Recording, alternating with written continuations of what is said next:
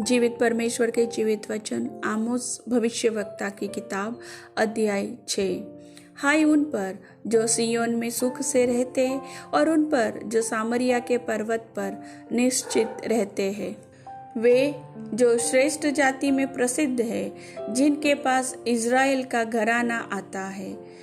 कलने नगर को जाकर देखो और वहां से हमात नामक बड़े नगर को जाओ, फिर पलिस्तियों के गत नगर को जाओ। क्या वे इन राज्यों से उत्तम हैं? क्या उनका देश तुम्हारे देश से कुछ बड़ा है? तुम बुरे दिन को दूर कर देते और उपद्रव की गद्दी को निकट ले आते हो। तुम हाथी दांत के पलंगों पर लेटते और अपने अपने बिछौने पर पांव फैलाए सोते हो और भेड़ बकरियों में से मेमने और गौशालाओं में से बछड़े खाते हो। तुम सारंगी के साथ गीत गाते और दाऊद के समान भांति भांति के बाजे बुद्धि से निकालते हो और कटोरों में से दाख मधु पीते और उत्तम तेल लगाते हो, परंतु यूसुफ पर आने वाली विपत्ति का हाल सुनकर शोकित नहीं होते। इस कारण वे अब बँधुआई में पहले जाएंगे और जो पांव फैलाए सोते थे उनकी विलासिता जाती रहेगी। सेनाओं के परमेश्वर यहोवा की यह वाणी है। परमेश्वर यहोवा ने अपनी ही शपथ खाकर कहा है, जिस पर याकूब घमंड करता है उससे मैं घृणा और उसके राजभवनों से बैर रखता हूँ, और मैं इस नगर को उस सब समेत जो उसमें है शत्रु के वश में कर दूंगा।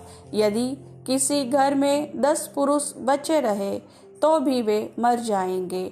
जब किसी का चाचा जो उसका जलाने वाला हो उसकी हड्डियों को घर से निकालने के लिए उठाएगा और जो घर के कोने में हो उससे कहेगा, क्या तेरे पास कोई और है? तब वह कहेगा, कोई नहीं। तब वह कहेगा, चुप रह, हमें यहोवा का नाम नहीं लेना चाहिए, क्योंकि यहोवा की आज्ञा से बड़े घर में छेद और छोटे घर में दरार होगी। क्या घोड़े चट्टान पर दौड़े? क्या कोई ऐसे स्थान में बैलों से जोते जहां तुम लोगों ने न्याय को विष से और धर्म के फल को कड़वे फल में बदल डाला है? तुम ऐसी वस्तु के कारण आनंद करते हो जो व्यर्थ है और कहते हो, क्या हम अपने ही यत्न से सामर्थी नहीं हो गए?